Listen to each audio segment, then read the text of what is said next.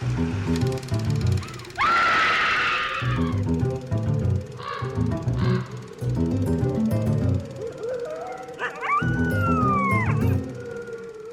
and welcome to Scream Scene, the horror movie podcast where we watch every horror movie ever made in chronological order, and then we rank them from best to worst.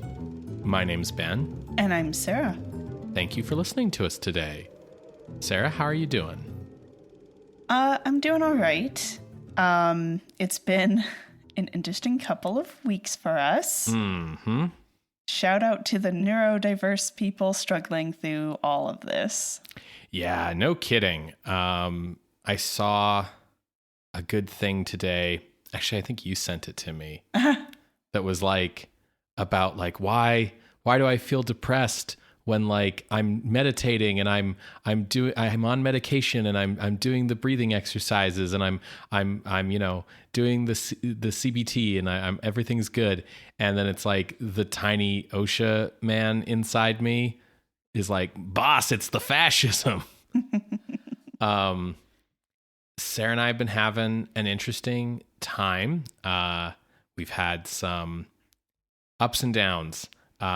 We've got a trip planned that we're like excited / anxious for. It's to the States. And for those who are new here, we are in Canada.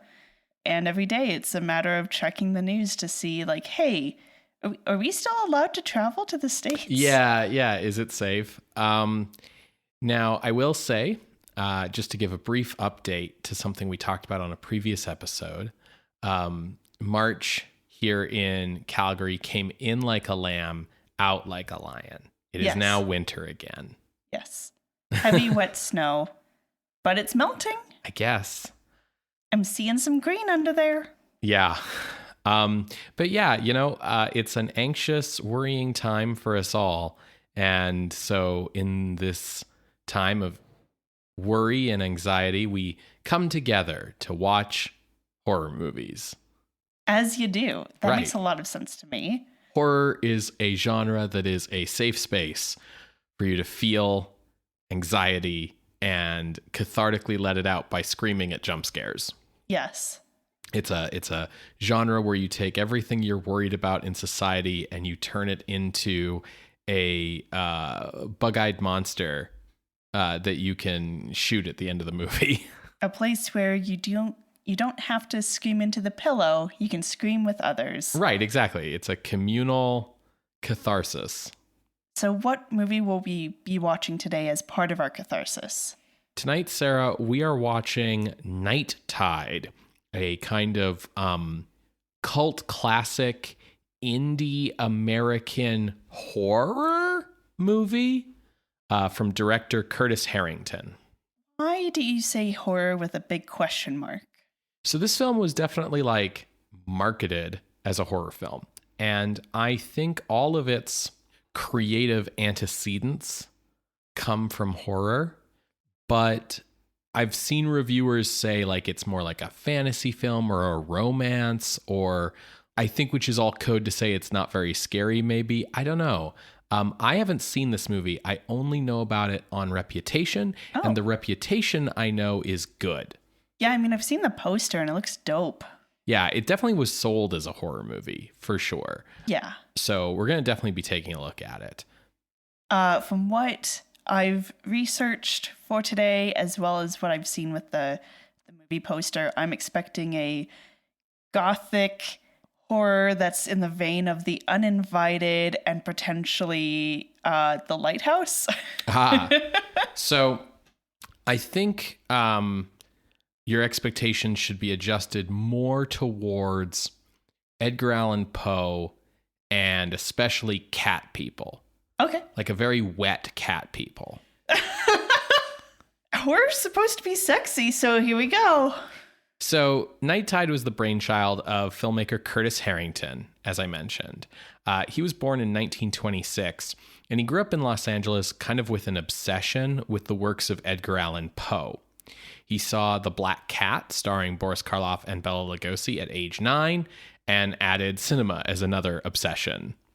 In high school, Harrington began shooting his own movies using an 8mm home movie camera, beginning with a short film adaptation of The Fall of the House of Usher.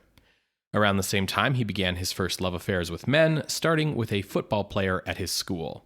Gay! Yes, we love to see it. His interest in film, the occult, and gay culture in Los Angeles drew him into the social circle of experimental gay filmmaker Kenneth Anger, who created the first openly homosexual American narrative film in 1947. Anger today is probably best remembered as the author of the fictional scandal book Hollywood Babylon, and as a major influence on John Waters and David Lynch. I'm loving everything I'm hearing, Ben. I'm also loving the idea of him going to see Bride of Frankenstein constantly, because it would fall into that like horror cinema gay. Yeah, I'll talk more about that later. Hell yeah. Kenneth Anger, if you don't like know his work, I'll just say that like he changed his name to Anger. Very kind of purposely abrasive kind of queer filmmaker. Hollywood Babylon was a very famous book. It came out after this movie was made. It came out in the late 60s. Mostly everything in it isn't true. Kenneth Anger later described his sources for the scandals he describes in Hollywood Babylon as mental telepathy. Okay. But like it's full of like, you know, like, oh, like this is an example. I'm just making something up. Okay. But like, oh, like Jane Mansfield like continued to live without a head for 2 days after her car accident or whatever, things like this. Okay. Would that book have anything to do with that Hollywood movie that came out a couple years ago called Babylon? Yeah, that film is inspired by the scandals described in Hollywood Babylon, Okay. but kind of like removed from any of the real people that the book Babylon describes and kind of placed in the 1920s. Okay. But yeah, big influence on John Waters and David Lynch. Kenneth Anger was also an adherent to the occult beliefs of Thelema, and he was also like best friends with Alfred Kinsey of the Kinsey Report. Okay. We'll never get away from Aleister Crowley, will we? No. So, Sarah, what is Thelema? Well, it's an occult movement created by Aleister Crowley. Noted cult leader? Noted piece of shit, Aleister Crowley. By 1961, Crowley has been dead for like 15 years. He died in 1947. But the idea behind Thelema, obviously there's a lot more into what these beliefs are. But if you want to just drill down into high level what these beliefs are, it's about discovering and following your true will, your unique purpose in the world. The number one commandment, if you will, is, quote, do what thou wilt shall be the whole of the law. Yes. They have a second commandment, if you will, called love is the law, love under will. Mm-hmm. All of which is to say, if you want to take it at face value, it's almost like a self-improvement, self-realization movement about personal fulfillment, self-mastery through meditation, and also rituals that are kind of like Wiccan in nature, because Aleister Crowley loved the occult. And bringing in like Egyptian imagery and a white person's understanding of ancient Egyptian gods and goddesses. Mm-hmm. Now, all of this, like Crowley was a cult leader. Like this is a cult. Mm-hmm. But wait, is this a cult or occult? An occult cult. Got it. But I do find it very interesting to me that it's very focused on like self-realization, because that's a lot of like the nugget behind a lot of cults and a lot of like, I'll say movements writ large in this time period. Yeah, you have a hole inside yourself that you must fill. Right, with either occult beliefs or American consumerism. You have a couple of choices in this time period. Or like friends and family, if you're well-adjusted, I guess. Well, I was also thinking about Ayn Rand. For sure. Right? Like, all of that is about, like, how your true purpose cannot be sullied. And I think that's a very admirable approach, but it it becomes overwhelming across to the point where it disconnects you from community, for example. So like it's a very like that core that you see in Thelema is not unique to Thelema.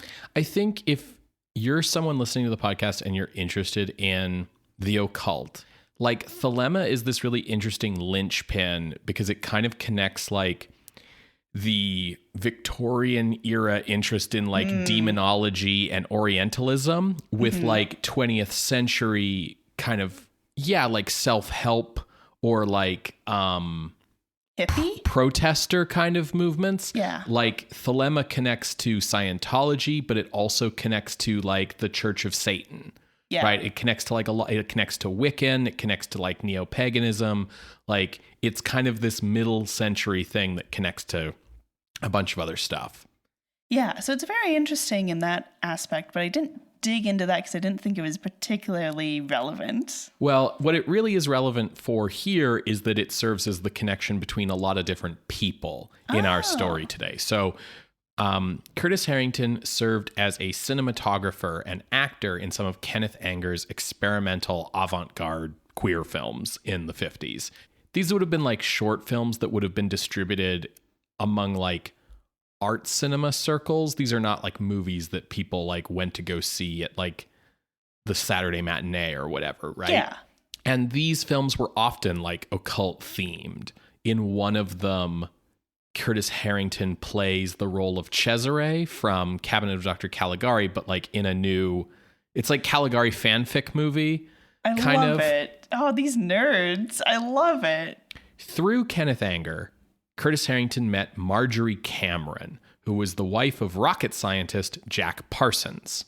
Parsons and Cameron were both adherents of Thelema as well, and Cameron appeared in the films of both Anger and Harrington. Now, Cameron was a strong-willed, artistic, promiscuous woman who Parsons believed he had summoned with sex magic. Hot. So Parsons was like a U.S. government rocket scientist, and he believed that he had conducted a sex magic ritual in order to summon a powerful elemental woman with whom he would conceive a new god, essentially.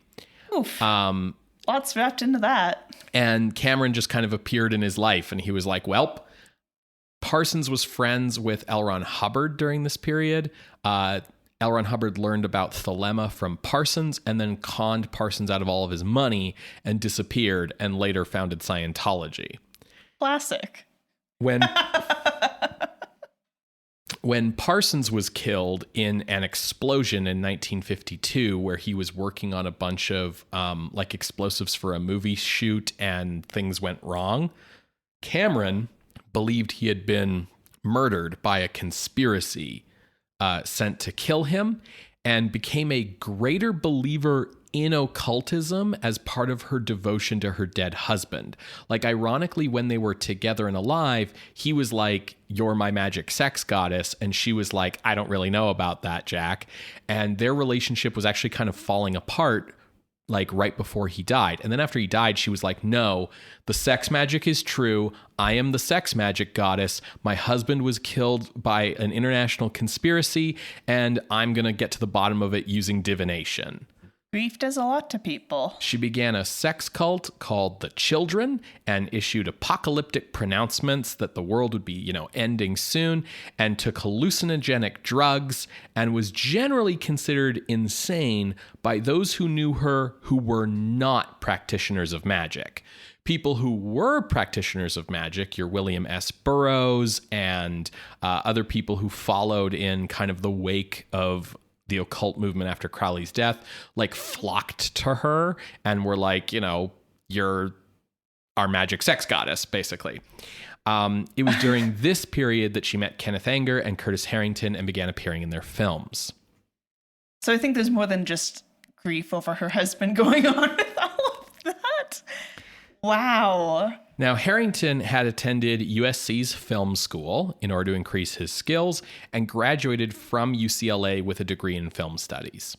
From 1946 to 1956, he created a number of avant-garde short films on 16 millimeter that were distributed among the art film community to positive reception.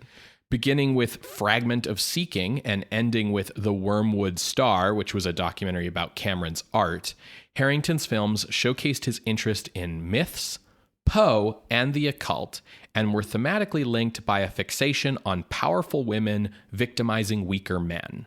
Of course, such films don't pay the bills, but Harrington found a career as a film critic, writing a book on Joseph von Sternberg, contributing articles to Cahiers du Cinéma, and becoming a friend and champion of James Whale, and promoting the critical acceptance of his horror films as artistically valid within the auteur theory community.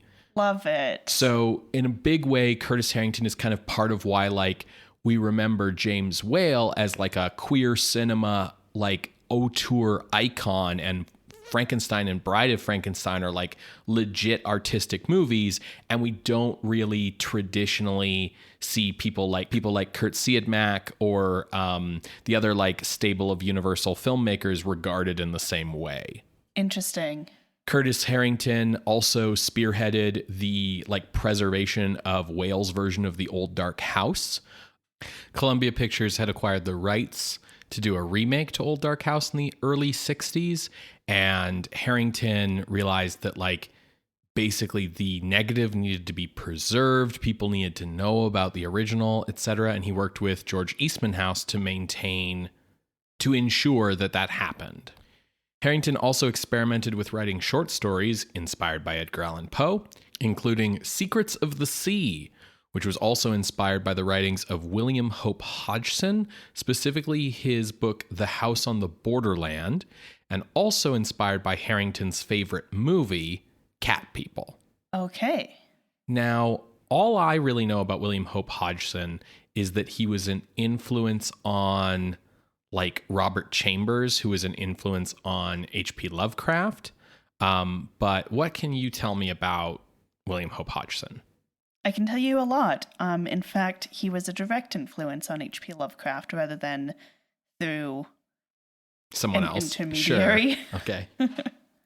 William Hope Hodgson, so he was born in 1877 to middle class, like lower middle class family. His father was a pastor who would go from parish to parish, so he moved around a lot.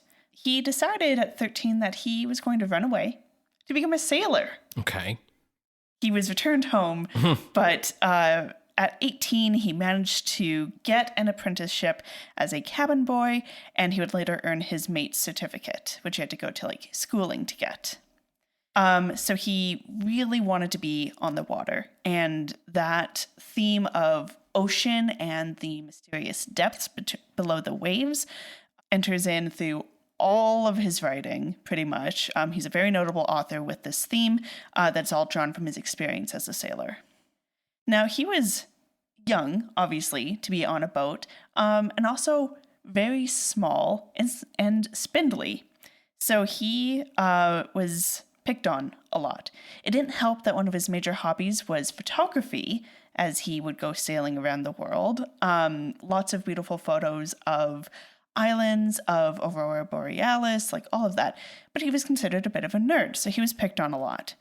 To avoid that happening, he decided to get very focused on fitness. Okay. And boxing. Got it. And became a bit of a bodybuilder. Right. Charles Atlas over here. Nobody's going to kick sand in this kid's face. So after 8 years as a sailor, he decided he had seen enough of the sea and opened a bodybuilder fitness studio. It didn't do super well. That's fine.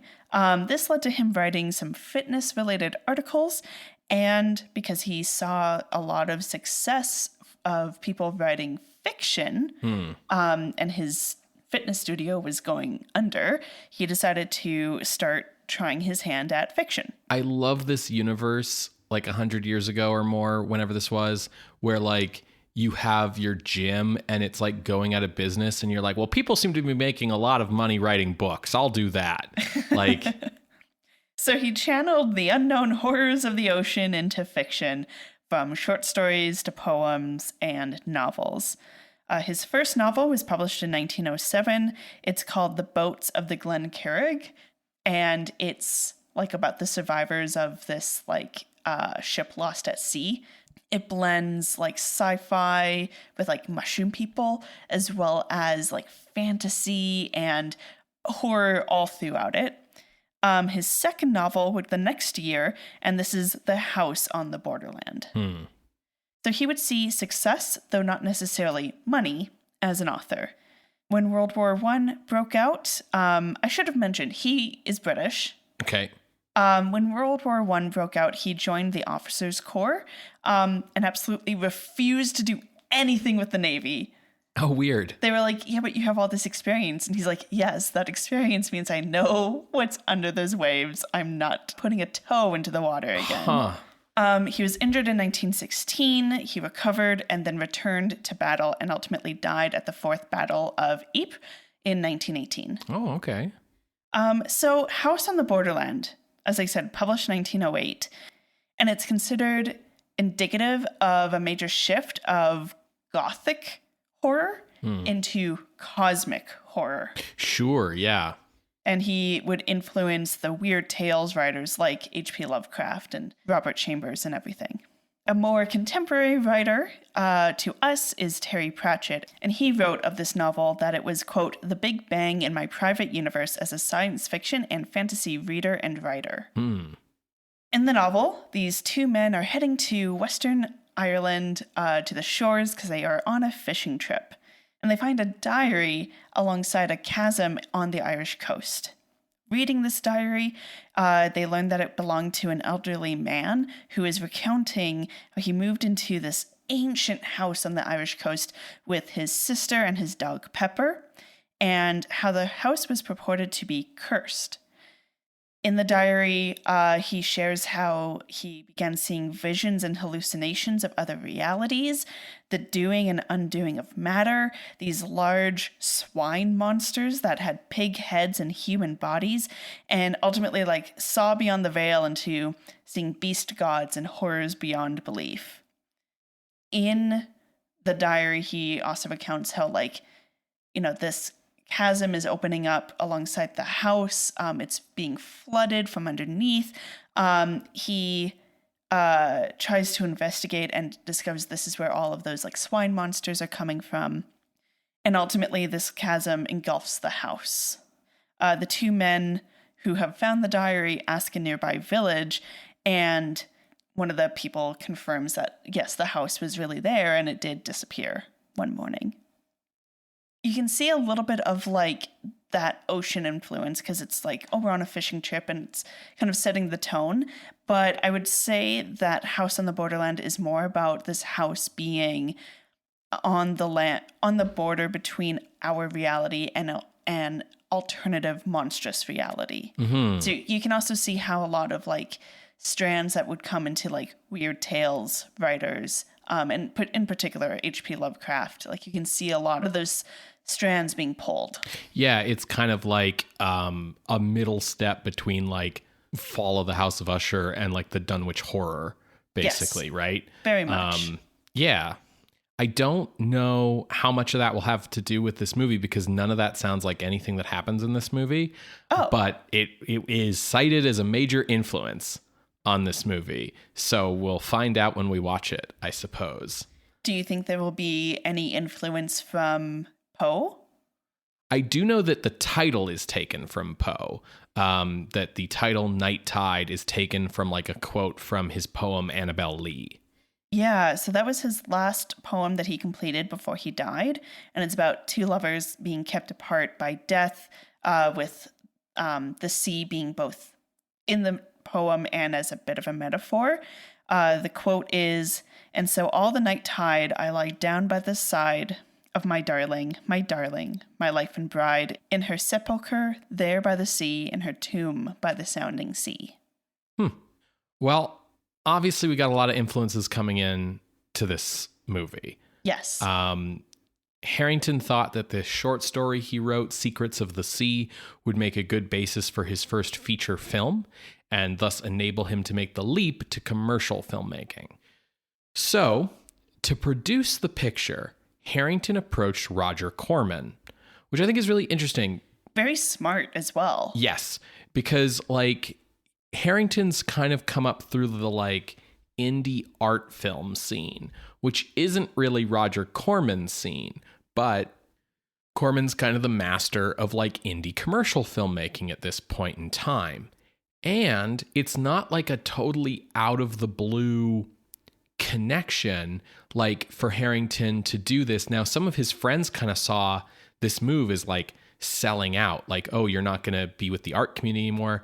And it feels like a little bit random until you remember that like Harrington's favorite thing ever is Fall of the House of Usher.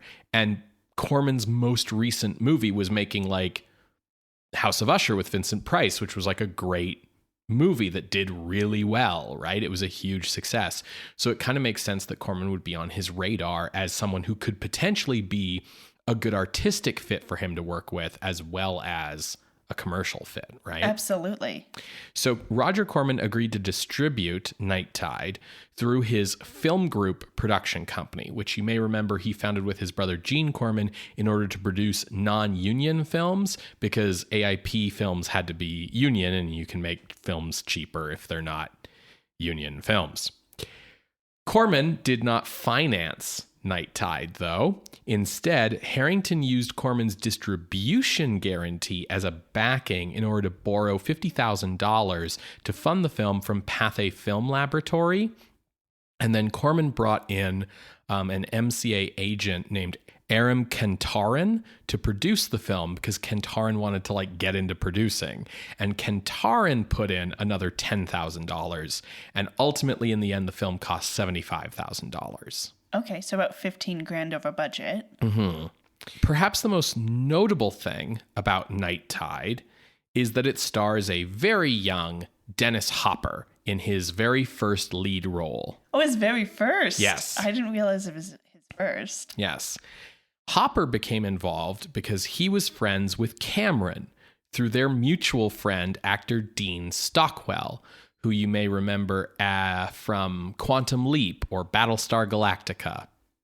Hopper was a fan of Cameron's art because Dennis Hopper is a big art guy. Yeah, he's an art nerd. And through that, he discovered Harrington's short films and became a fan of the director, and so offered to appear in his first feature.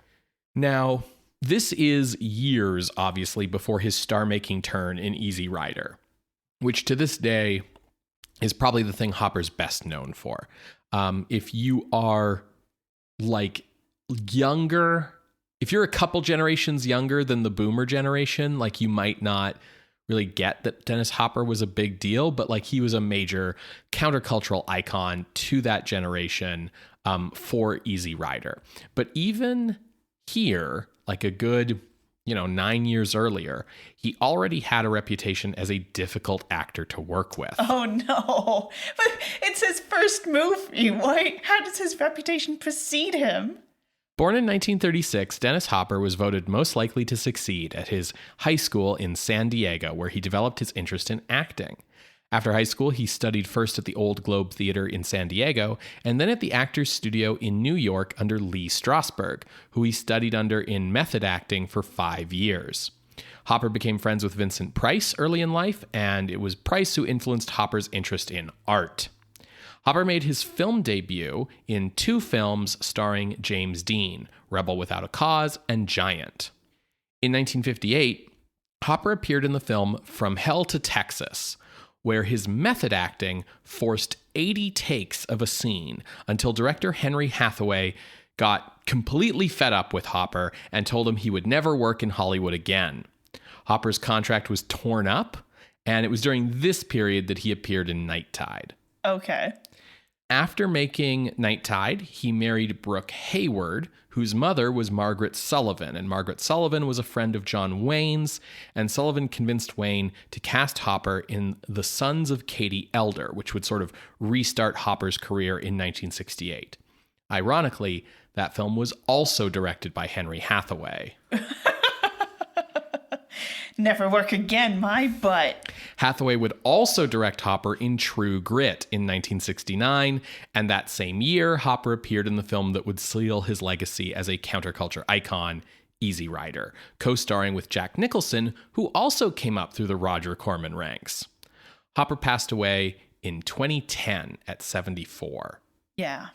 Marjorie Cameron, by the way, remember her? She appears in this film, basically in a direct homage to Elizabeth Russell's Moya Sestra scene in Cat People. Oh, okay. For folks who don't remember, that's the immigrant lady who sees Irena at the cafe during the birthday party and speaks to her in their native language. Yes, exactly. And basically Cameron does the same shtick here. Now, Marjorie Cameron wouldn't appear in any other movies after this, but she remained a potent part of the underground art scene until the late 60s, when ill health forced her to slow down and look after her family, though she remained highly eccentric. And ultimately, she passed away in the 1990s. Initially, Harrington had wanted Susan Harrison, who had played Burt Lancaster's sister in Sweet Smell of Success, to play the female lead opposite Hopper.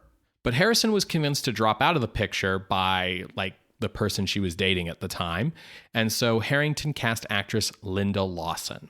Born Linda Spaziani to Italian immigrants in 1936, Lawson got her start in an educational film about nuclear testing and primarily acted on television through the 50s and 60s. And she passed away in 2022 at age 86. Another artist, the architect, modernist painter, and actress Marjorie Eaton, appears in the film as Madame Romanovich.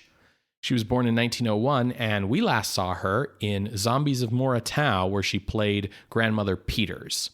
She kind of had a career of doing the Maria Uspenskaya, Silialovsky kind of shtick of playing elderly witches and things like that. She played the face of Emperor Palpatine in the original version of Empire Strikes Back, though her eyes were replaced with the chimpanzees, and then her voice was replaced with Clive Revels, and then on DVD it was all replaced with Ian McDiarmid. But anyways, that's Marjorie Eaton. The original Emperor. Yeah. Harrington's work on experimental art films did not particularly prepare him well for working with a professional cast and crew, and so he often relied on Hopper to act as a liaison, for better or for worse. Despite having numerous underwater scenes where Harrington would just sort of give an underwater photography a bunch of instructions and send them underwater, and Hopper would do all the diving himself because they didn't have the money for stunts and stuff. The shoot actually went really smoothly. Okay. Until the last day, when Hopper got drunk at a lunch break, got into a motorbike accident, and that scene had to be completed several weeks later when he got out of hospital. Wow. Dennis Hopper, everybody. Cinematography on the film is credited to Vilas Lapiniaks, but in fact, veteran cinematographer Floyd Crosby worked uncredited on much of it. Now, Crosby was the Academy Award-winning cinematographer who had shot F.W. Murnau's Taboo in 1931, shot the Mexican portion of It's All True in 1943, he shot High Noon in 1952, but we know him best as kind of Roger Corman's go-to guy in Monster from the Ocean Floor, Beast with a Million Eyes, Attack of the Crab Monsters, The Screaming Skull, Fall of the House of Usher, and many more. He, of course, had to be uncredited because this was a non-union shoot. Yeah. Harrington debuted Night Tide at the Venice Film Festival in August 1961. Hell yeah, dude. Aim high. Where it won rave reviews from American critics and was declared a must-see, though Harrington's avant-garde friends looked down at its genre nature. Ugh, fuck off, people. Jeez Louise. The film's score is by David Raskin, who scored Hound of the Baskervilles in 1939, Laura in 1944, and The Bad and the Beautiful in 1952. Now, the film's production company did default on their loan to Pathé's lab, and the picture was tied up in legal troubles until 1963, when Corman got AIP to give it a wide release in the United States on a double bill with his Americanization of a Soviet sci-fi film that Corman titled Battle Beyond the Sun, which had its American scenes written and directed by a film student named Francis Ford Coppola. Not a horror, though, so we're not watching it. No. Night Tide has become a cult classic of indie American horror, respected for its artistic ambitions. Like many Roger Corman films, its copyright was not properly renewed, and so many dubious quality prints circulated. But a restoration from the Academy Film Archive was released on Blu-ray by Kino in 2013. Then, in 2020, Nicholas Winding Refn, who claims this as his favorite film, purchased the negative from the director's estate and funded a whole new 4K restoration that was released on home video by Indicator, which also included all of Harrington's short films as special features. Who's this guy? The director of Drive and like Lost River and those other movies. Yeah, cool. You said his name as if I should know who that is. Oh, yeah. Famous weird indie filmmaker Nicholas Winding Refn. Yeah, famous weird dude. Yeah. Night Tide is also streaming on Amazon and Tubi, but the restored version is on Mubi. It's also on our YouTube playlist. Nice. Well, folks, it sounds like you don't want to miss this one, so you can find our YouTube playlist by going to our website at screamscenepodcast.com. You're going to hear a brief musical interlude, and when we come back, we will discuss Night Tide from 1961, directed by Curtis Harrington. See you on the other side, everybody.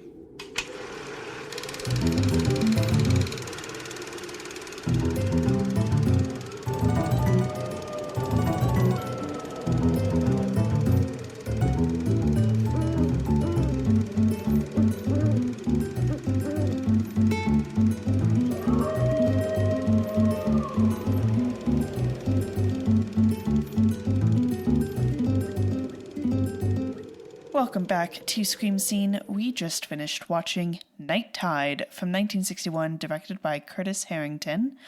Ben, first thoughts? I think I admire this movie more than I like it. I don't do either of those things, so... Okay. This was a bit of a disappointment for me. I think you said that it started as a short?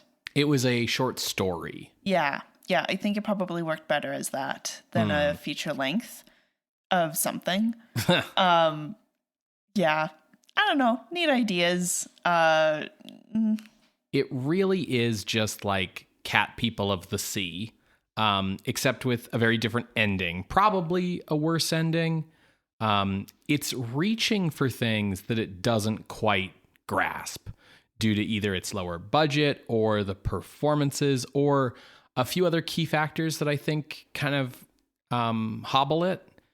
But I think you can see what it's going for. Yeah. And that's why I admire it, because I see like young, like, you know, first time feature filmmaker with like some ambition and some ideas, like trying to do a thing that he can't quite accomplish. And it gets really close to being something, but it doesn't quite get there for me. And so that's why I say like I can admire it. Not in the sense of like you admire a masterpiece, but in the sense that you like admire someone for trying. Yeah, for sure. Like it's definitely someone's first feature-length movie, and I don't mean that in a derogatory way. I see what you're saying of like it's like nearly there, but honestly, every piece of it from tip to stern. Right. Is that the boat reference? Stem to stern. Stem to stern. Would need a polish and potentially like restructuring that I'm like, I don't think it gets close. I think it needed more work. Okay. But why don't I tell the folks at home what the movie was about? Yeah, for sure. The movie is about when the tide comes in at night. The end. No. Okay, so we open with Johnny. He is an American sailor who is like on leave for the weekend. I don't know if there's a special term for that. He's at Liberty. No, he's at Santa Monica. So he's at the Santa Monica Pier, and he's wandering through the arcade in the evening, and he ends up going into a beatnik club, and he meets Maura. So she's sitting alone, she's enjoying the music, and Johnny ends up sitting with her and tries to engage her in conversation, but she's very focused on the music. And then this strange woman comes up to the table and speaks to Mora in this foreign language. And Mora seems to be like a mix of like offended and disturbed and very like kind of upset. So she just like gets up and leaves immediately. Johnny follows her to be like, hey, are you okay? And ends up walking her home. And they end up deciding to agree to see each other the following day. And thus begins their romance. It's one of those like things that you just sometimes have to give a movie where like clearly they need to fall like in love into a romance for the plot, but like the writing and performances to kind of get them there are like a little weak. I have things to say, but we'll get there. Fun fact, the old lady in the club is speaking Greek, and I don't remember exactly what she says, but it's something along the lines of like, your people are waiting for you. Yeah, I thought it was Greek. I don't know enough that I would be able to like hear it and identify it, but we learn later that Mora is from Greece, so I was kind of making the leap. So as the movie continues, we learn that Mora works at the pier as a mermaid, with a costume, to be specific. Her boss is Captain Murdoch. He runs the stand, like the... It's a phony freak show, really, is what it is. Yeah. Like, step right up and see the mermaid, but it's a fake. Yeah. We learn that Captain Murdoch is also her guardian. He is the one who found her as like an orphaned child on an island near Greece. Basically picked her up, took her back to the US and raised her from being a child. Mora lives above a merry-go-round, and we meet the owner, whose name is Mr. Sands, and his granddaughter, Ellen. And as we kind of get to know those folks, they let on that Mora is a bit strange. Kind of the strangest thing is, a police lieutenant comes by and he's like, yeah, I'm just always looking for those clues, basically. And Johnny's like, what is going on? And so then Ellen tells him like, yeah, Mora's last two boyfriends died mysteriously. They were drowned. And so this lieutenant's always looking for clues, not to like pin it on Mora, but it just seems a little strange that Mora was involved twice. So a lot of like mysterious things going on. Johnny sees that mysterious woman from that first night, and he ends up following her, and that ultimately leads him to where Captain Murdoch lives. So Johnny's like, oh, hey, Captain, like you said you wanted to have coffee sometime, so here I am. And over some vodka, Captain Murdoch ends up telling Johnny that Mona is in fact a mermaid. She plays a fake one in the show, but she is a person from the sea. A siren. She kills men, and that there's a relationship to the full moon because of the tides. Nothing werewolfy, just, the calls from the sea are stronger when the tide is more strong. Johnny doesn't believe this because Captain Murdoch's also drunk as he's telling him this, but when he talks to Mora about it, she says that it's true. At one point, Johnny goes to a fortune teller that he met at the merry-go-round, and she confirms that, yeah, you're in danger.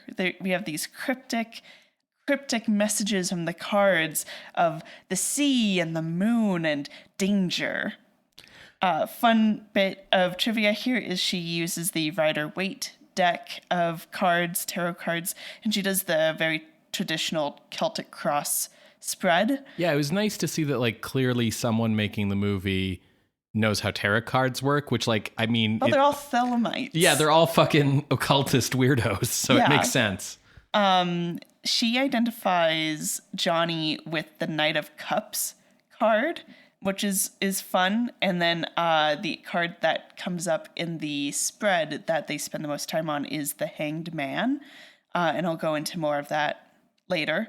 Because it's cool. It's fun. Sure. Fairly accurate. You can only be so accurate with tarot cards. Sure. Because, Jungian, Freudian interpretations of things, but fairly accurate. In any case, Johnny's like, this is all very strange. He goes to see Mora, and as he like naps on the couch waiting for her, he dreams of this mermaid octopus creature attacking him. And he wakes up and Mora has basically like left the apartment straight from her bath and has wandered into the ocean, into the waves. It's kind of like the spookiest sequence that you kind of get in this movie. She claims later that she was just sleepwalking to the sea, but to kind of like hand wave it away. Then we get to the day of a full moon. And she's like, I think like I'm feeling much better. We should go diving to this remote spot that I really like the reefs at, that also has like no landmarks and is in the middle of the ocean. And Johnny's like, I don't know, because in his head he's thinking like the last two boyfriends died drowning, and like everyone says that you're in danger, particularly with the full moon. Like maybe I should not do this, but he acquiesces, and so they head out. And as they're swimming, Mora takes out a knife and cuts his airline. He like swims up, nearly dying, gets himself onto the boat because again they're in the middle of the ocean.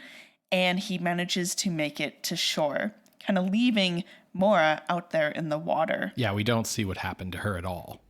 So he ends up basically going... Okay, big asterisk here. The movie, I think, is a little unclear here. Yes, I would agree. But what I think is what's happening is he goes into hiding because he thinks he's killed her, because he left her out in the middle of the ocean. He ends up seeing an ad for the Mora the mermaid performance in the paper, and he's like, okay, I need to go see if she's okay, like, and also talk to her about trying to kill me. Yeah. And he gets there and it ends up being her corpse that's on display, and Captain Murdoch confronts him with a gun saying like, you've killed her, like how dare you, and really confronts him, but is also kind of spewing some like nonsense.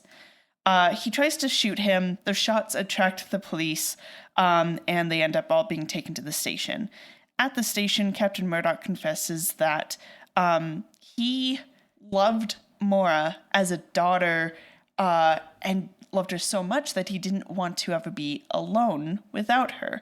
So when he realized as she's growing up from being a child that this is eventually what's going to happen, like all kids leave the nest, he began to tell her, like, no, you're a sea person, you're a mermaid, and so you are a danger to others, you can only depend on me. Ultimately, that didn't work, so that's why he ended up killing those two boyfriends, and then led Mora to believe that it was her in a dreamlike state. Apparently, she believed it so much that she was going to kill Johnny herself, and I think they were also implying that she was going to try to do a murder-suicide. Yeah, the implication is that, like, the captain found her having drowned, but it is that part of the movie is frustratingly unclear. Yes. But yeah, I think what I'm inferring from all this is that she was planning a murder-suicide, but Johnny survived, so she ended up just killing herself. And so Johnny's like, oh, okay, well, that's a lot. What about that weird woman? And the captain's like, I don't know what weird woman you're talking about. So it's kind of like, oh, who was that? Was she a mermaid all along? Who was Phone? Who was Phone? I don't know if people will get that reference because that's from one of your... Google it. So yeah, that's the end basically. It does end with the quote from Annabelle Lee coming up on screen that I happened to read in the beginning. I can read it again if you want, but you can also just rewind the podcast. But yeah, really highlighting the connection here to Annabelle Lee. There's an implication that Johnny's going to end up with Ellen, the girl from the merry-go-round, who like clearly has a big crush on him throughout the movie. And all I could think of like with that implication was like, I mean, obviously it's kind of there as like kind of the typical bone being thrown to the idea that don't worry, he'll be okay. But in my head, I was like, yeah, he is going to marry her. They're going to have 2.5 kids and a white picket fence. And he is going to have so much unresolved trauma over this fucking beautiful mystery woman who tried to kill him. And his wife will never fully satisfy him. And he will never go to therapy. And he's just going to be fucked up and weird for the rest of his fucking life about this. Because I don't know about you, but this would traumatize the fuck out of me for the rest of my my life. Yeah, but he's an American man, an American soldier. He's not going to talk about his feelings. Exactly. No, I was thinking, okay, cool. So next time that we see this guy, it'll be Curse of the Night Tide, right? Yeah. So I think I liked this a little more than you did, evidently. I had problems with it, but there was stuff about it that I did enjoy. I will say there was one big problem for me that if this one thing had been different, I think even with other flaws, I would rank the movie a lot higher. And that's the score. Yeah. I really disliked the score here by David Raskin. The movie is just not scored to be mysterious, spooky, or horrific at all, even when the tone finally does bring it to those places. Like, I think a lot of the spooky moments in the movie would play better if the movie was scored that way. But the movie's kind of scored with like a light romantic fairy tale kind of tone that just undercuts any tension that the movie's driving for. It does make the mistake that we've seen in a few horror movies of this period of kind of going for like jazz music to indicate like chaos, or like like when he's traveling, when he's running after the mystery woman, right, and he's chasing after her, and there's like a bit of jazz in the score and stuff, and that just like doesn't play the same way to us here in 2025. But ultimately it's just like there's a lot of like tinkling bells, and it's just like too light of a score. It's scored like this is supposed to be a romance, and it really undercuts the horror. And that for me, like, I think if this had a better score, it would hit better for me. And sequences that are good but don't hit would do their jobs. Yeah, I agree with you wholeheartedly. Particularly in the opening, but there were moments throughout the movie I kept thinking about 1957's Dementia. Yeah, totally. Which again is like very experimental. It's all silent. Get some like crowd noises, but it has that jazz score throughout, and it has that otherworldly feeling. And the moments when he is like wandering in the opening, when he's following the woman, when he's having the nightmare, and then also trying to track down Maura on like when she's sleepwalking, felt very Dementia-esque. Yes. And I was like, dude's probably seen it, like Harrington, because he would have been in that scene. And like the bit where he's like going through the carnival to get to like Maura at the end of the movie, and it's raining at night. Like, no, I totally agree with you. Yeah, it's very Dementia. But the explain it all Psycho style ending is as bad as it ever was. I don't think it's the worst. Like, I don't think it alone sinks this movie. I had actually like already guessed that Captain Murdoch was killing the other men. I called that really early. It just made the most sense because like her only livelihood is working for him. His only livelihood is her working for him. So even before the whole like, oh, I loved her so much I couldn't let her go stuff, they were already like completely 100% dependent on her. And yeah, if she falls in love and gets married and moves away, then he's out a meal ticket before we even get to the idea of like, oh, my daughter, blah, blah, blah. So I was pretty sure it was him. It made sense too, because the person who's like warning Johnny off the most, being like, oh yeah, she's a monster, she's going to kill you, you have to go away, is the captain, right? And Maura's just kind of like, yeah, I don't know, but like, stay with me. Yeah, I thought he was like suspicious, but I didn't clock that like you did. You keep pointing to things that you're like, if this was like better handled, whether that's the score or this ending bit, maybe it could have been better. But I think overall, the whole thing had some very odd pacing, which the music didn't help. And some very strange structure of like, we are already supposed to be concerned about Maura's origins before they are even in a relationship. Yeah, he pulls the Moya Sestra card like too early. Like Way that's too early. the first scene in the movie, right? And it's there to kind of make you have some intrigue right away. Like, oh, who's this girl? What's going on? But I agree with you that like it then needs to like backtrack so that they can fall in love. And then that's really awkward. Yeah. This is an aside, but like, I'm not scared of mer people.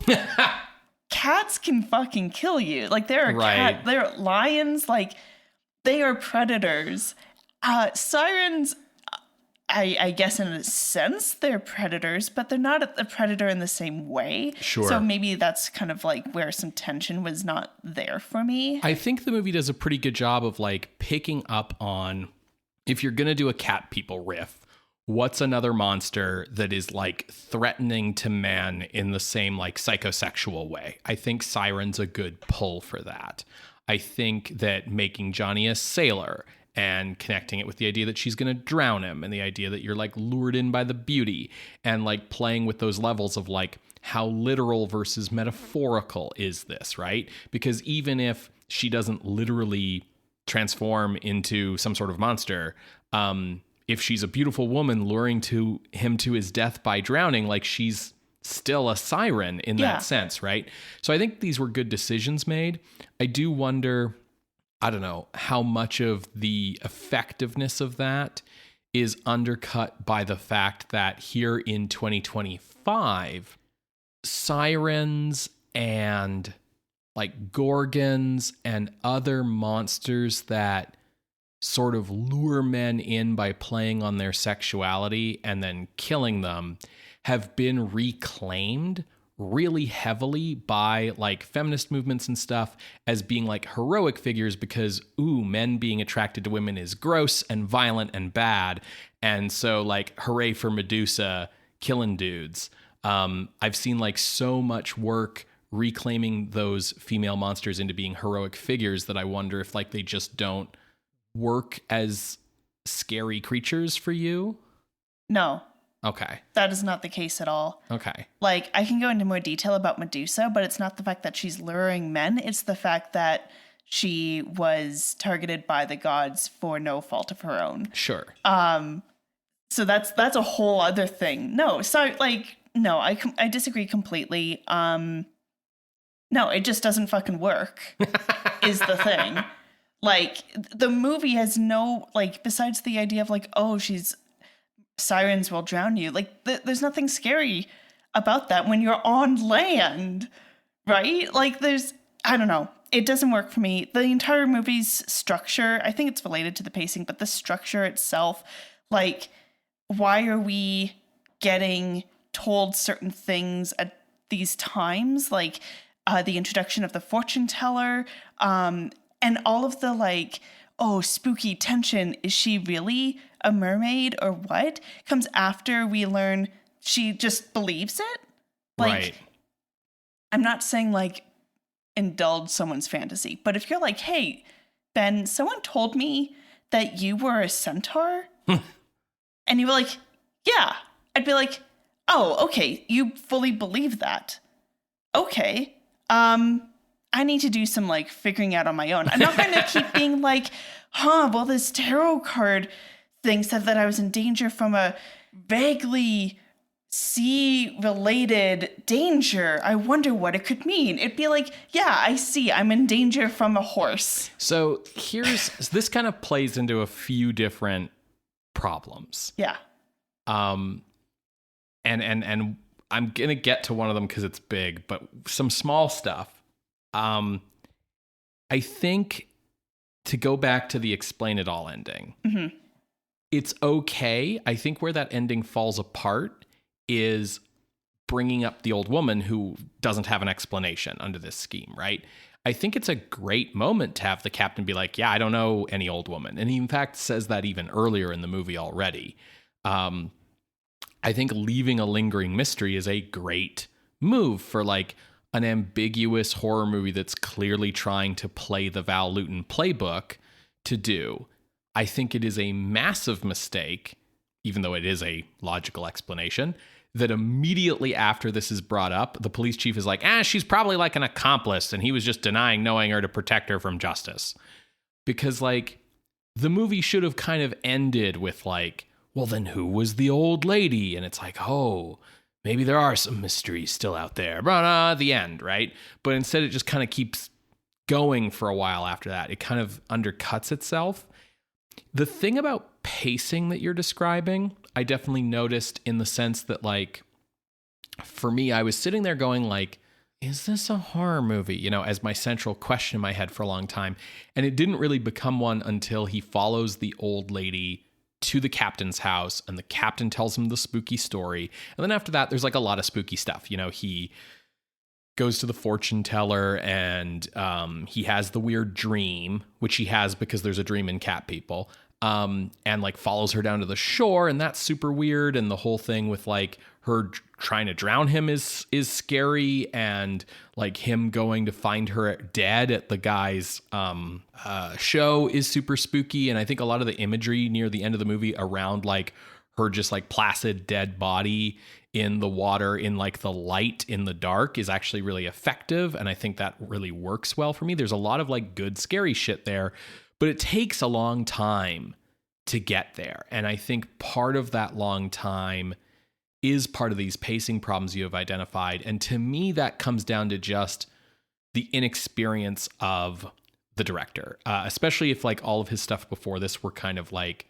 experimental art shorts where you don't have to tell a story. Because one of the telltale, I think, signs of an inexperienced storyteller is they don't know when to start the story. And when I say when to start it, I mean, at what point in the narrative do you choose to have be the beginning of the story? Yeah. So like an inexperienced storyteller will often give you a lot of extraneous detail that you don't need because they think it's important, right? So like, here's how they met and here's, you know, all these details and I'm going to tell you this kind of full story step by step by step.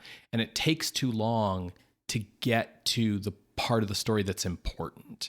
I think like you could fix the pacing in this movie, I guess. You could tighten up the first chunk of the movie quite a bit. Yes, it's very much a sign of inexperience. I don't think even like a re-edit of the film would be possible because, like I said, it feels like fundamental down to the script. Oh yeah, no. When I talk about getting the first part of the movie shorter, it would be a rewrite. Yeah.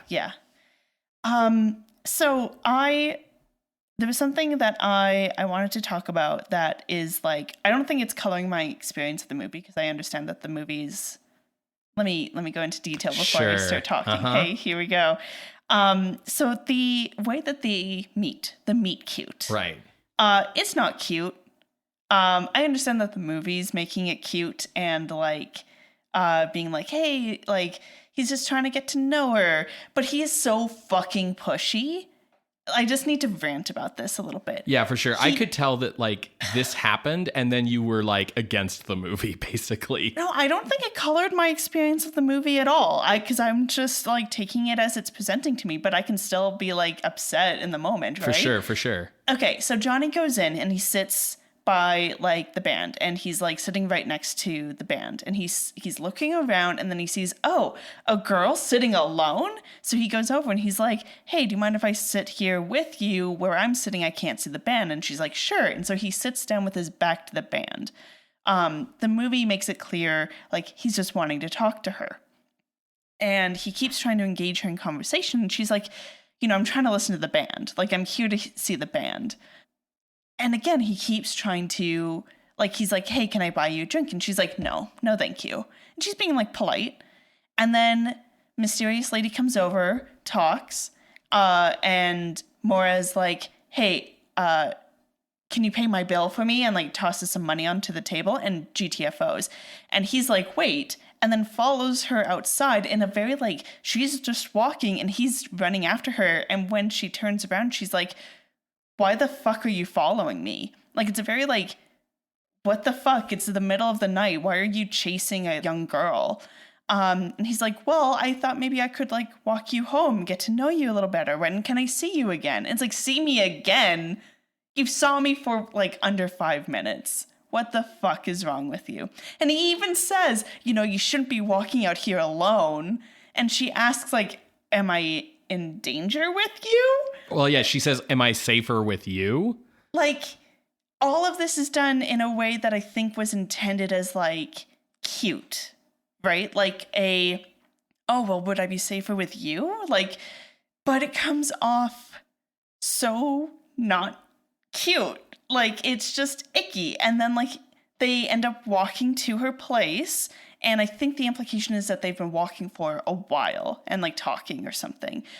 Because they get there and he's like, aren't you going to invite me upstairs? And it's like, my guy, what the fuck? And he keeps pushing. Mm-hmm. And to the point where he, like, kisses her and she clearly doesn't want it. Yeah, he goes in for a kiss, like, as she's, like, backing away into the door, right? And, like, ultimately she's like, yeah, I'll see you tomorrow. Like, I'll make breakfast for you.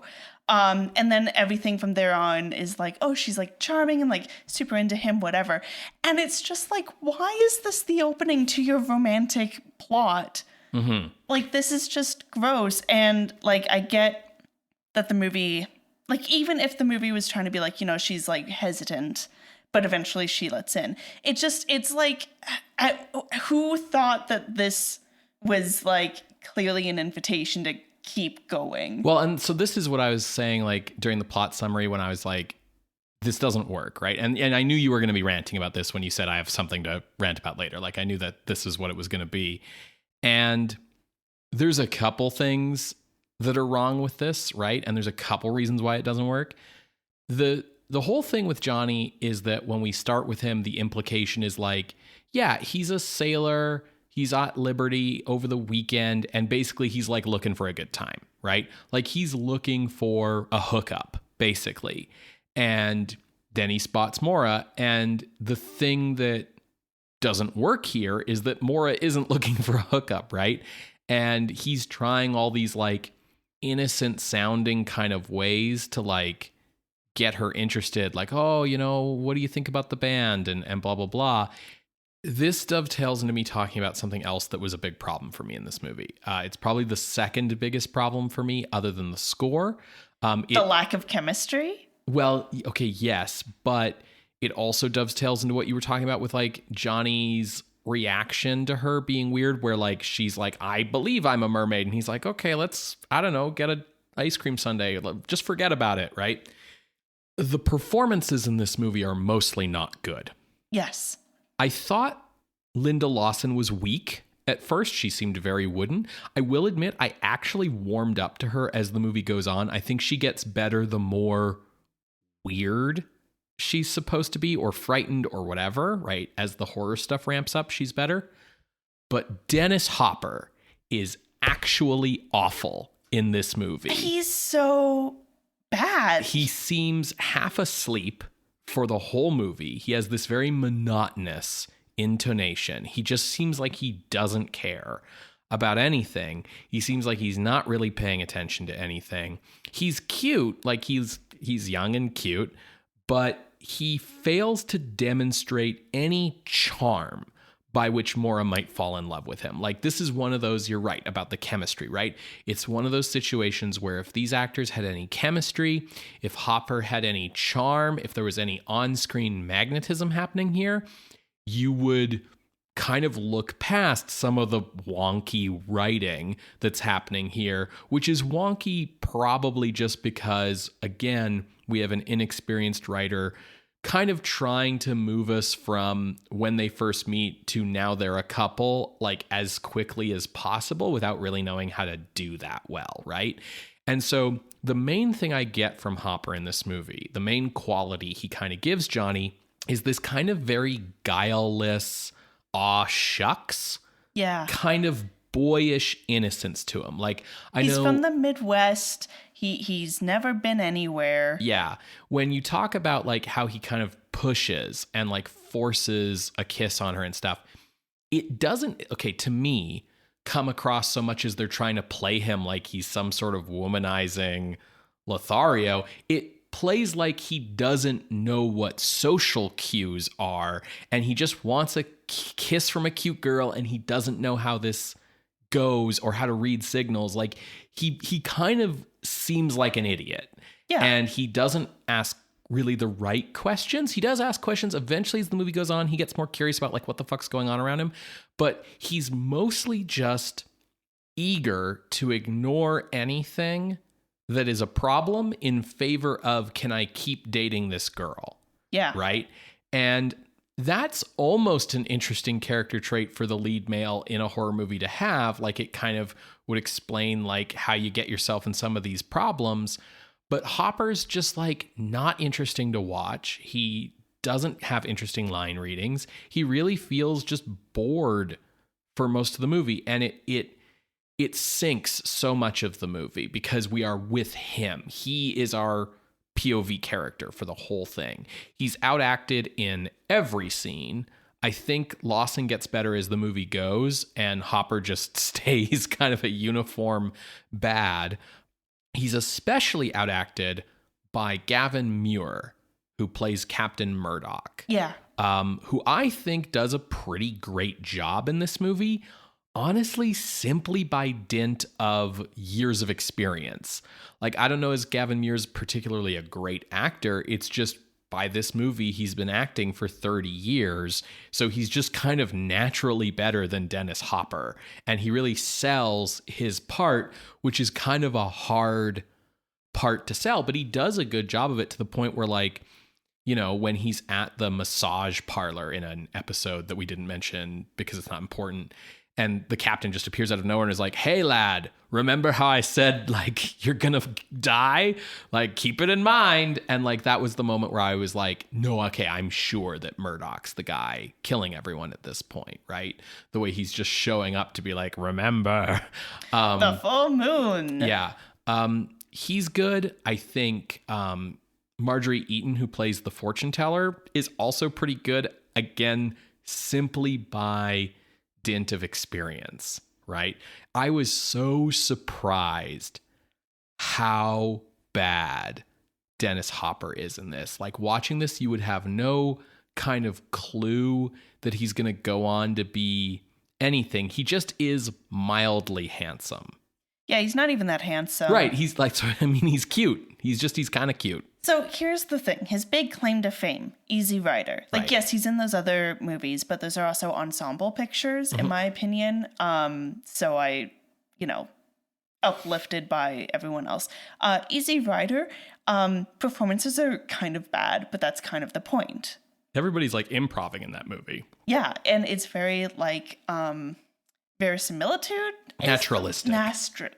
Naturalistic. So it's kind of the point that you don't really know why people are acting this way or like why they're coming off this way. I like Easy Rider. I think he's good in it.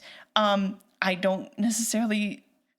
That's 9 years in his future, and he's still like probably about the same kind of performance. Like, it's Dennis Hopper, because we're 35. Why did you have a question mark there? Well, technically we're 34. I was rounding. We're going to be 35 soon. The point is, we don't have like an inherent generational bond to Dennis Hopper the way that like some people do. Yeah. Where it's like, this guy defined my identity for however long. And Dennis Hopper has like a really weird filmography. After Easy Rider, it's a bunch of projects that he spearheaded that all failed. Then it's Apocalypse Now, where he's basically just kind of playing his Easy Rider persona as a photojournalist. And again, it's a big ensemble, right? He doesn't make or break it. And the fact that he's kind of cartoonish works because he's just a very minor part, right?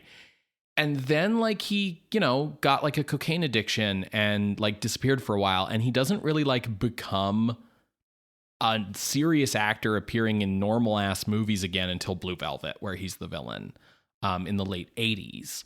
And he kind of has to like kick the cocaine and stuff. And even then, like his post Blue Velvet filmography is like not great. He's King Koopa in Super Mario Brothers, the movie. He's good in True Romance as the dad.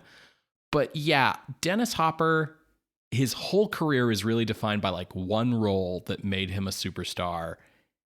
and that's kind of it, right? Yeah. And I'm not saying he's a bad actor in like other movies far after that, and he's certainly iconic, but going back and seeing him before he's got that cachet of being in that movie and has that kind of persona to play off of, right? He doesn't have that yet. I think that's a big part of it. Because, like, look at Steve McQueen in The Blob. Right. You see that and you're like, he's going to be big. Yeah, like, that's a fucking movie star. It. And this, you're like, who the fuck is this guy? Yeah, exactly. There's no magnetism. There's no on-screen presence. This guy is nothing. Yeah. And the fact that he needs to carry the entire movie is one of the biggest flaws in this movie. This is mildly this movie's problem. This is also mildly a rant about other things, but I really dislike very passive protagonists. Mm-hmm. And they are so common in low-budget indie movies for some reason. Men who are the leads in their movies who don't say fucking anything, don't ask any questions, don't have opinions, don't have goals, just kind of walk through scenes and don't say anything and look at their shoes and mumble, until the movie's over. And like something bizarre happens and they don't act like a human being and ask the most obvious question, right? Ben, you can just say David Manners. No, that's not really what I'm talking about at all. But like, the fact that the thing with the cop showing up to ask questions is such like a case in point. Yeah, it is a little creepy and weird at first, and you're like, oh, what a weird, creepy thing. In hindsight, or rather in retrospect, I'm not sure which is the right word here. It's a really ham-fisted way to do some exposition. Yeah, it's bad. And the fact that he's like not really. He's like, that was weird. Yeah. Like, I mean, to be fair, he is distracted at that point by Mysterious Lady. Mm-hmm. But like, he's like, oh, that was weird. Yeah, he just kind of, I mean, this is the problem too with, I'm going to blame H.P. Lovecraft. But, you got to look at where like Harrington's inspirations are. And one of the things about if your inspiration is a lot of like turn of the century spook stories, they don't really have active protagonists, right? H.P. Lovecraft's protagonists show up to a weird thing, look at the weird thing, say, gosh, that's a weird thing, and then they either go mad or watch someone go mad, and then the story ends, right? They are not really active participants. Even Edgar Allan Poe protagonists are kind of the same way. Nobody does anything in an Edgar Allan Poe story. They just kind of stand around being anxious until the story ends, and the force of the creepy atmosphere just collapses in on them. And so I'm not surprised we have this weak protagonist, but you could save a protagonist like this with a good performance. Yeah. Right? If this was Harrison Ford, you get what I mean?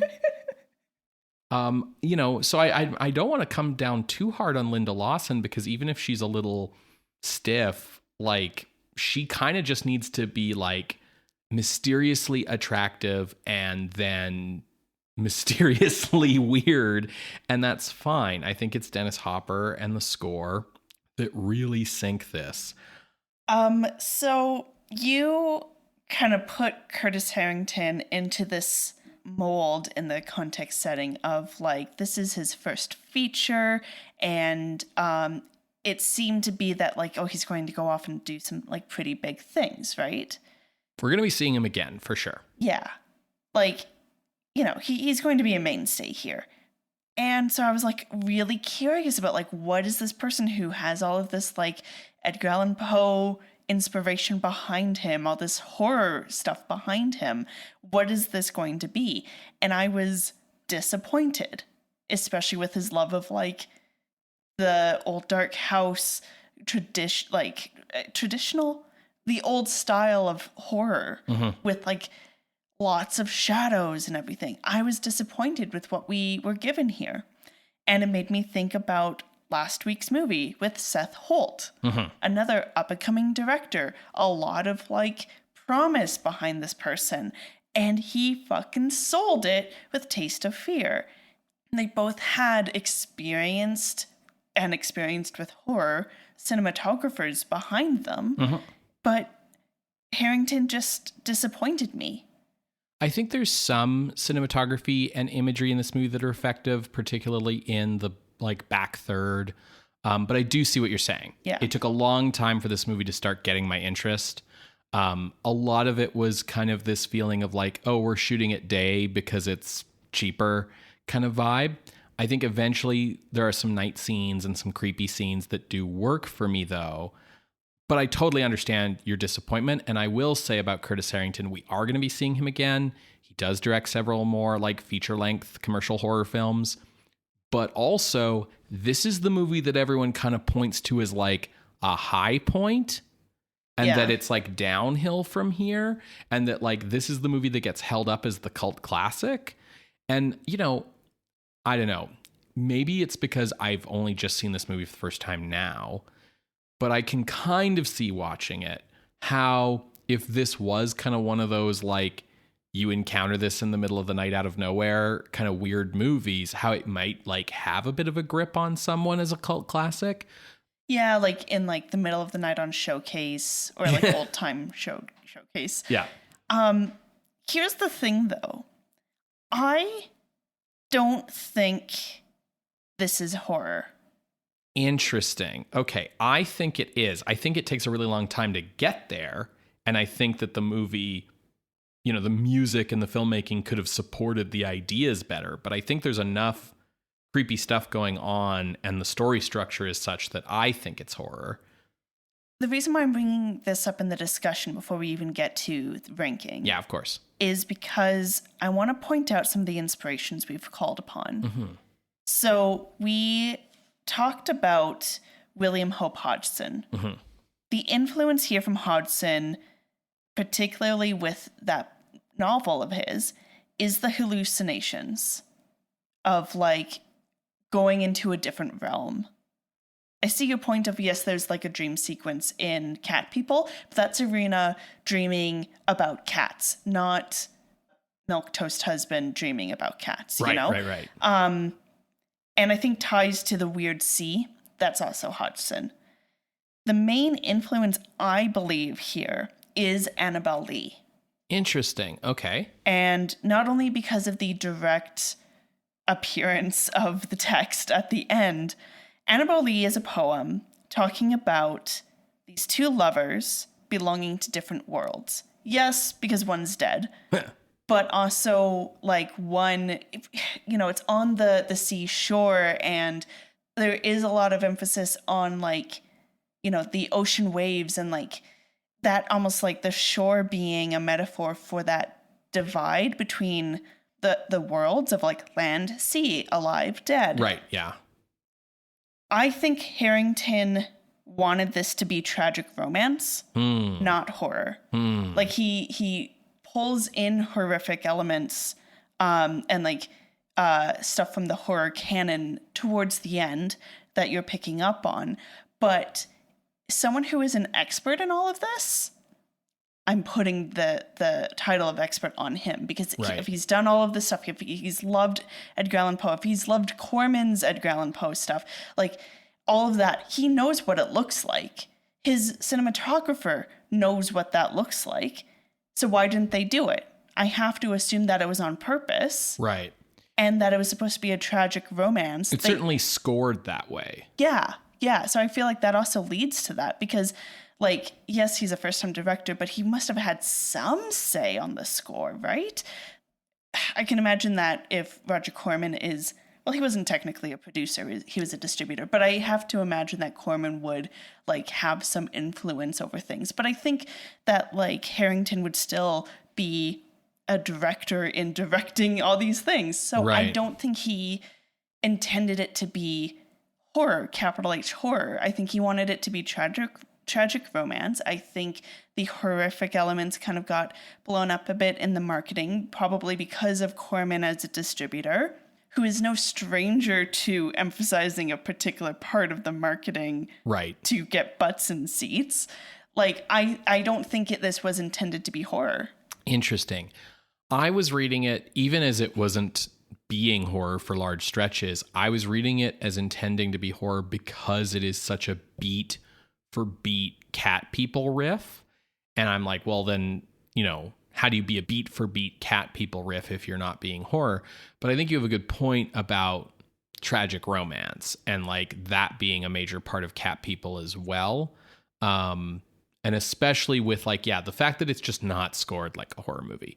I really wish it was, because where I felt like, oh, no, this is horror, is when we finally got into some of the nightmare imagery towards the end. I think there's some really good cinematography that I can see influencing later directors like David Lynch, like even just the whole thing of like the dream sequence where there's the hallway and the door with kind of the light around the edge and she's standing in it, having got out of the bath, and she like walks over to him and stuff like that. Like there's imagery in here, or like just, I don't know, the stuff where she's dead at the end is really spooky to me and has like that blank stare. But I do think the filmmaking kind of lets it down. And if it's not horror, if it's meant to be kind of tragic romance, then the filmmaking isn't letting it down as much, because it's certainly trying to play to, like, that's the strengths it's trying to play to. Mm-hmm. So I can kind of see your point with that. Like, it's certainly, I think, more effective at tragic romance than it is at horror. But there's so much narrative structural stuff that feels like horror, like the explain it all ending and things like that, that it certainly has it's riding some genre lines. Yeah, I would agree with that. And to your point about like cat people has tragic romance, but it's still horror. It plays a lot more with, like, first of all, our main character is Irena. Mm-hmm. Irena. And it plays a lot more with her tension of like, am I going to turn into a monster? Yeah. And that being the horror. Whereas in this movie, the horror is my girlfriend's maybe a mermaid. Right. My name's Tom Hanks. Yeah. I get what you're saying. Like with Irena, like people are under threat in that movie, right? You have the pool scene and you have the Luton bus scene, and like you have Tom Conway getting killed when he makes out with her and all of that, right? People are actually under threat. In this movie, there's just like bad vibes, like creepy bad vibes. But I was kind of putting that down to the fact that that's a really common low budget indie horror movie problem, where it's like nothing happens. It's just weird bad vibes and creepy stuff. Okay, so what do you think about ranking this? Do we rank this or not? I don't believe this deserves to be on the list. Okay. Deserve is really strong of a word. I don't think it was intended to be horror, so I don't think it makes sense to put it on the list. Gotcha. Well, I could argue with you. However, I feel like if we did put it on the list, the spot that I picked out for it in ranking is probably wildly higher than what you would have said, which means we probably would have like an hour's worth of arguing ahead of us. So in like the interests of not going through that, it's easier for me to agree with you and say, sure, yeah, not horror. I am on enough on, it's not like I'm just like being like, yeah, okay, whatever, I want to go to bed. Like I'm enough on the fence about it that like I was really doubting this was horror, but I was like, okay, well, I want to see, like, people say this is horror, so what is it that they're seeing in it? And I did see stuff, right, that I thought, okay, this is horror, but like it was certainly on the fence from moment one, right? So, well, now I'm curious where you were looking at ranking. 68, below Flesh and the Fiends, above Brides of Dracula. I looked at Screaming Skull. That was the movie that sort of like, for whatever reason, I can see that, twigged my brain as the most comparable to this. Yeah. And then I was like, I don't think this is as good as Screaming Skull, because Screaming Skull is much more obviously horror. I don't think this is good as Flesh and the Fiends, which is a good movie. And then I was like, Brides of Dracula wasn't really that good. So then I was like, boom, 68. That's what happened with me. Okay. I would disagree with this ranking as well. Like, you're putting this above How to Make a Monster. You're putting this above the 49 Queen of Spades. Like, I'm very surprised about this. So I disagree with that spot anyways. That's what I thought was going to happen. Yeah. But thank you for sharing, because I was very curious. Yeah. No, I mean, like I said, I admire this. I think this is an admirable effort. I can see why it's a cult classic. I can see why like it's grabbed on to people. There's something about movies that are close to being good, where like in the right headspace, the right time of night, the right edible, I don't know, like your brain can kind of trick you and be like, yeah, no, this is good. This is good, right? This is good. Yeah, some movies can charm you, like Benny and June. And then you share it with someone and they're like, this isn't good. Yeah, that's an example. So I can see why this is like a cult hit. I can see why people like it. It's got certain aspects to it. I especially can see why it like charms weirdo indie movie makers like Nicholas Winding Refn, who like to have movies that don't really make sense or answer questions. Oh, which reminds me, I do want to say one more thing about that, because you mentioned this during the plot synopsis, and it was the most, I was like, yes, I completely agree with this shit. This movie, one of its biggest problems is a problem I have with a lot of weird, indie, ambiguous, low budget movies, which is I think this movie stumbles when it is unclear when the movie is trying to be deliberately confusing and when it is just being confusing because of the low budget. For example, the whole bit after Maura tries to kill Johnny, right? Like, you were kind of needing to fill in the gaps yourself in the story. All we really see is he swims up after she cuts his line, gets in the boat, waits for a bit, cut to he's in a hotel room and having a bad PTSD nightmare dream. Cut to Santa Monica. I'm still only in Santa Monica. Exactly. And then he gets the newspaper and he sees Maura the mermaid in the newspaper, and then he goes to check up on the carnival. And I was sitting there watching like, you knew she was at, like, you didn't need the newspaper as a clue to remind you where to go. What the fuck is the point of this? I didn't even think of like, oh, he's in hiding because he thinks he killed her. I was sitting there being like, why didn't you tell the authorities about this? When it's like, well, yeah, because they would be like, you're responsible for her death or whatever. But like, it was just confusing. And part of it was we don't see what happens to Maura. And I'm sitting here going, do we not see what happens to Maura because you want to leave it a mystery for when we find her dead? Or do we not see what happens to Maura because like it was too expensive to film like another 5 minutes of underwater footage, right? Yeah. And that's a huge problem for me with movies of this kind. And I think there are certain directors who think that that is a value, a virtue of movies like this, where it's like, yeah, I'm just not going to explain things to you. I'm not going to tell you what happened. And there are ways to have you not know what happened that are interesting ambiguity, right?